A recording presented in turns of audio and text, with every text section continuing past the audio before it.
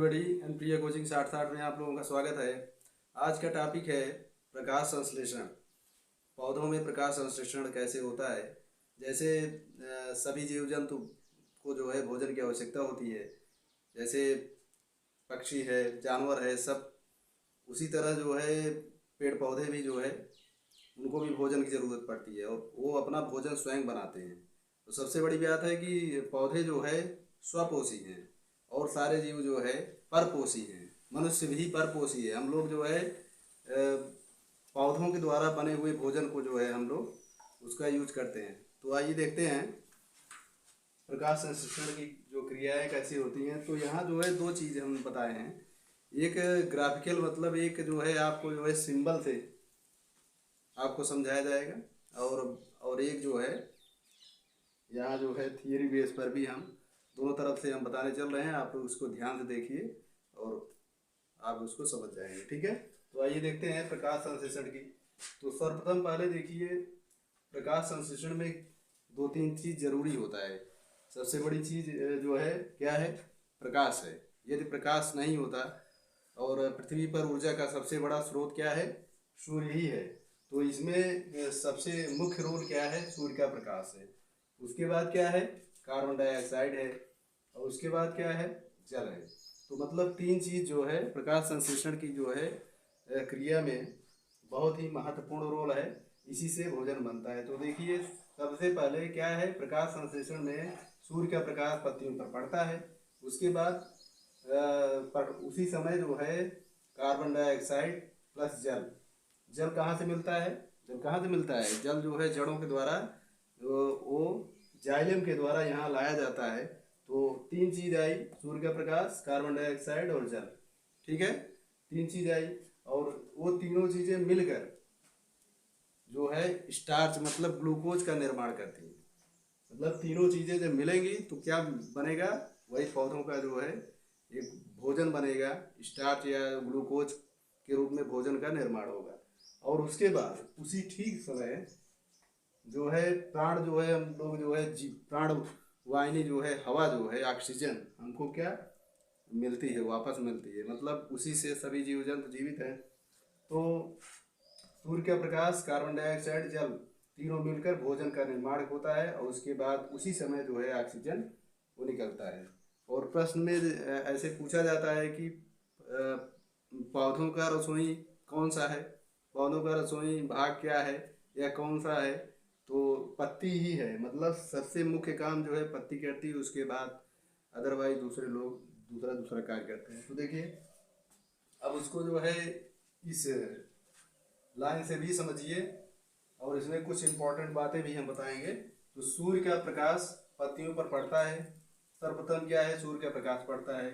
उसके बाद पत्तियों में पर्णहरित प्रकाश अवशोषित कर जल, कार्बन डाइऑक्साइड मिलकर ग्लूकोज बनती है। तो मतलब सूर्य का प्रकाश पड़ता है, कार्बन डाइऑक्साइड और जल जो है वो भोजन बन जाता है। और उसी समय ऑक्सीजन गैस पर्णरंध्रों द्वारा बाहर निकलता है। मतलब जब प्रकाश संश्लेषण की क्रिया होती है तो उसी समय ऑक्सीजन, वो कार्बन डाइऑक्साइड लेकर जो है ऑक्सीजन हम लोगों को मिलता है, जिससे सभी जीव जंतु जीवित हैं। तो इसके बाद देखिए, पत्तियों में बने हुए ग्लूकोज नामक भोजन से पौधे वृद्धि एवं अन्य क्रिया करते हैं। मतलब जो भोजन बना, ये भोजन जो है बनाता जरूर है, उसका यूज नहीं करता है। जैसे क्या है कि लोग बनाते हैं वही खाते हैं, ऐसा नहीं है। मतलब पत्ती भोजन बनाती है, लेकिन वो भोजन बना के दे देती है कि भैया ले जाओ, दूसरे दूसरे लोगों को जो है वो बांट देती है। कैसे, पत्तियों में जो बने हुए ग्लूकोज नामक भोजन से पौधे वृद्धि एवं अन्य क्रिया करते हैं।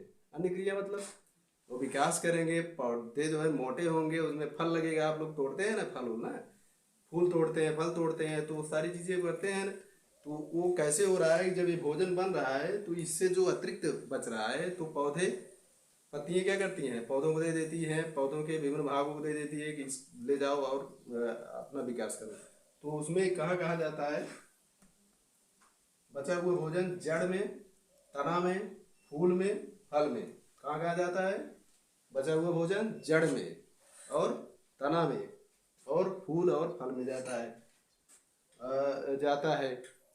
उसके बाद अगर नहीं मतलब वहाँ से यूज जो है ख़त्म हो गया है तो क्या कर लेते हैं, भोजन को संचित कर लेते हैं। जैसे हम लोग जो है गेहूं काट के घर में रख लेते हैं, वैसे वो भी भोजन जो है संचित कर लेते हैं। अब संचित का एक उदाहरण देखिए, मोस्ट इम्पॉर्टेंट जो है पॉइंट देखिए। जैसे गाजर आप लोग खाते हैं, मूली खाते हैं।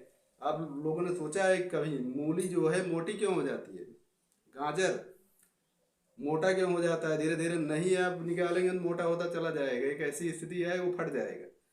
मूली को भी देखिए, तो क्या करते हैं, ये भोजन तो बनाते रहते हैं लेकिन इसका यूज नहीं है, प्रयोग नहीं करते, वो ले जाके जड़ में संचित करते रहते हैं। रोजाना वही काम करते हैं, संचित करते रहते हैं। एक ऐसी सी स्थिति आती है, मोटे हो जाते हैं। उसी तरह देखिए सलजम और ये मूली इत्यादि। और देखिए जैसे तना, जैसे आलू को भी देखिए, आलू तना है, इसमें जो है भोजन बना तो ये कहाँ संचित कर दिए, ले जाकर तने में संचित कर रहे हैं। और एक फूल गोभी में देखिए, गोभी गोभी भी खाते हैं, तो ये गोभी में भी जो है अपने भोजन को संचित कर रहे हैं। तो मतलब पौधे भोजन मतलब बनने का काम जो है पत्ती करती है, लेकिन पत्ती भोजन बनाकर पौधे के विभिन्न भागों में पहुंचा देती है। और जब भोजन अतिरिक्त होता है तो कहीं न कहीं वो संचित कर लिया जाता है, जिससे जो है अदर भविष्य में जो है मतलब आने वाले समय में उसका यूज किया जा सके। इस तरीके से जो है प्रकाश संश्लेषण की क्रियाएं होती हैं। अब इसमें प्रश्न कैसे बनेगा आप लोगों को, सामान्य ज्ञान प्रतियोगी परीक्षाओं में कैसे प्रश्न बनेगा? अब देखिए, ध्यान देखिए। पहले तो पूछा जाता है कि सबसे बड़ा, पृथ्वी पर सबसे बड़ा ऊर्जा का स्रोत क्या है? तो आप बताएंगे सूर्य का प्रकाश है, अथवा सूर्य बताएंगे अगर विकल्प में। और क्या करेंगे, प्रकाश संश्लेषण की क्रिया में पौधे क्या लेते हैं? तो विकल्प में आपको मिल जाएगा, तो आप बताएंगे क्या लेते हैं, कार्बन डाइऑक्साइड लेते हैं। और प्रकाश संश्लेषण की क्रिया के दौरान हमको क्या वो देते हैं या क्या बाहर निकालते हैं? तो आप बताएंगे ऑक्सीजन निकालते हैं।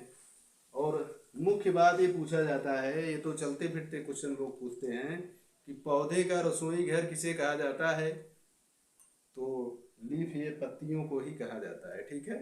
अब एक बच्चा भी पूछ रहा था कि पानी कहाँ से आया है, कोई पूछ रहा था अभी आप लोगों के बीच में कोई, तो पानी कहाँ से आया तो पूछ रहा था। तो देख लीजिए इसको, ये इसको मैं पहले पढ़ाया हूँ, तो आज पुनः देख लें। जल जो है आया कहाँ से, ये कह रहे हैं, तो ये जड़ से जो है पानी, जड़ से पानी जब हम सिंचाई करते हैं तो जड़ में ही पानी देते हैं, ना कि पत्तियों को देते हैं। तो हम लोग क्या करते हैं कि जो नीचे उसकी सिंचाई करते हैं तो पानी जो है उसमें एक प्रकार की कोशिका होती है, जाइलम।